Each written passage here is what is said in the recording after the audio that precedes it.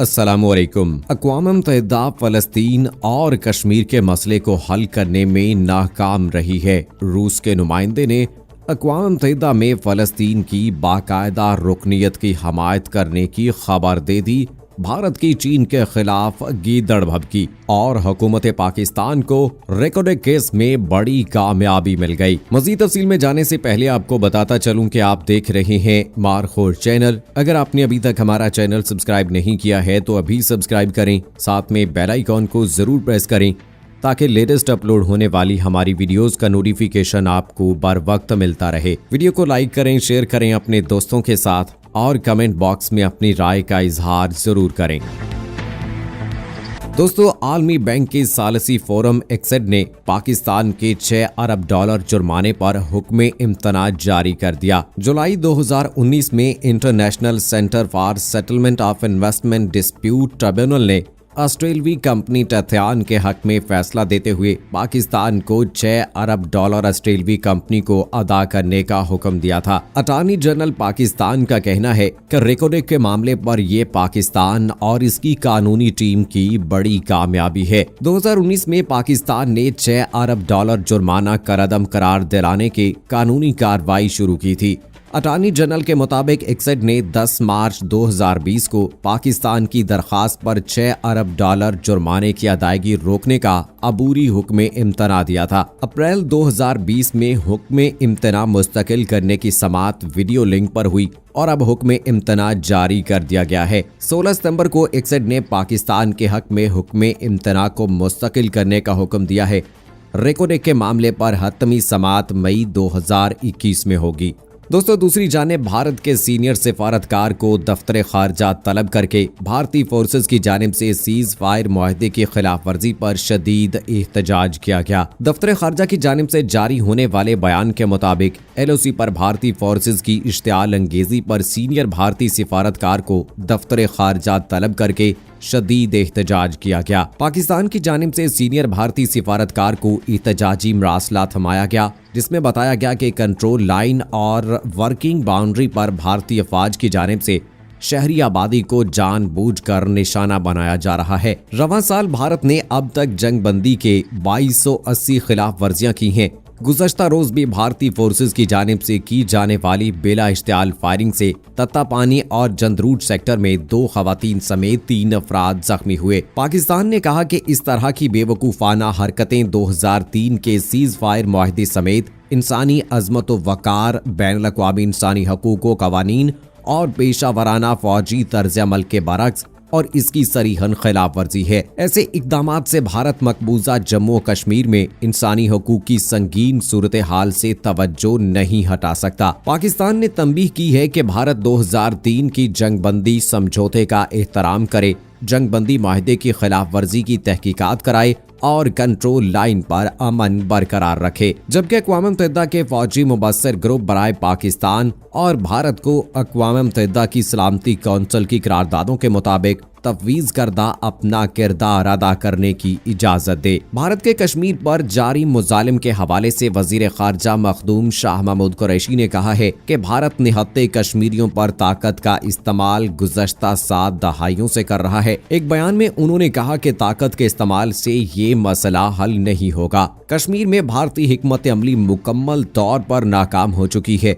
उन्होंने कहा कि हिकमत अमली नाकाम होने की आवाजें हिंदुस्तान के अंदर से उठ रही हैं। भारत ने यकतरफा कवानीन और बंदिशों के जरिए कश्मीरियों की आवाज को दबाना चाहा। 5 अगस्त 2019 के बाद कश्मीरियों पर जो मुजालिम ढाए गए उसकी मिसाल नहीं मिलती। वजीर खारजा ने कहा कि भारत वक्ती तौर पर आवाज दबाने में कामयाब तो हो सकता है, मगर इन मुजालिम से मसला हल नहीं होगा। भारतीय इकदामात की वजह से आज कश्मीरियों में इश्तियाल पाया जाता है। वजीर खारजा ने कहा कि आज मकबूजा कश्मीर में आज़ाद कश्मीर का परचम लहराया जा रहा है।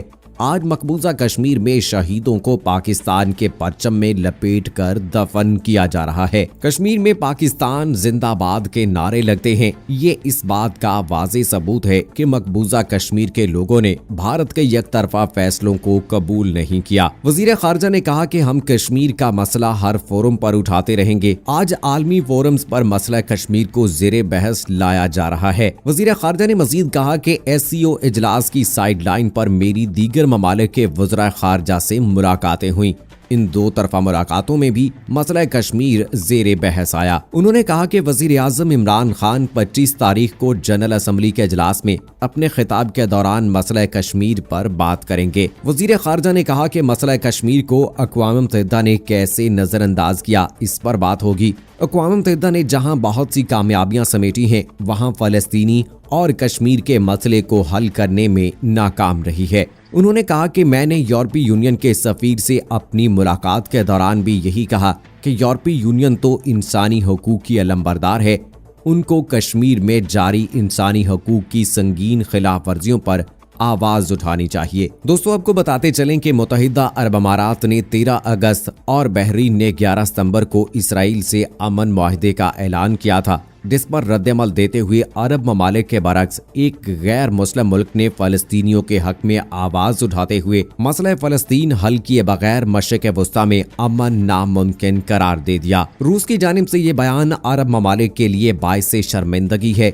रूसी वजारत खारजा की जानिब से जारी बयान में कहा गया है कि फ़लस्तीन का मसला हल किए बगैर मशरिक़ वस्ता में अमन की सोच एक गलती होगी। रूसी वजारत खारजा की जानिब से ये बयान इसराइल, मुत्तहिदा अरब अमारात और बहरीन के दरमियान ताल्लुकात की बहाली के मुआहदे के रद्द अमल में सामने आया है। वजारत खारजा का कहना था कि ये सोचना गलत होगा कि मसला फ़लस्तीन का हल तलाश किए बगैर मशरिक़ वस्ता में देर पा इस्तेहकाम मुमकिन होगा। रूस ने इलाकाई और आलमी ताकतों पर मसला फ़लस्तीन के हल के लिए भी जोर दिया। रूसी वजारत खारजा का कहना है कि रूस इस सिलसिले में मशरिक़ वस्ता के अमन मज़ाकरात के सफारती फ्रेमवर्क और अरब लीग के साथ हम आहंगी के साथ मुश्तरका काम करने के लिए तैयार है। अक़वाम मुत्तहिदा में रूसी नुमाइंदे ने अपने सरकारी टेलीविजन चैनल से बातचीत के दौरान फ़लस्तीन की हिमायत का जिक्र करते हुए कहा कि अक़वाम मुत्तहिदा में फ़लस्तीन की रुकनीत पर वोटिंग के दौरान हम यकीनी तौर पर फ़लस्तीनियों के हक में वोट देंगे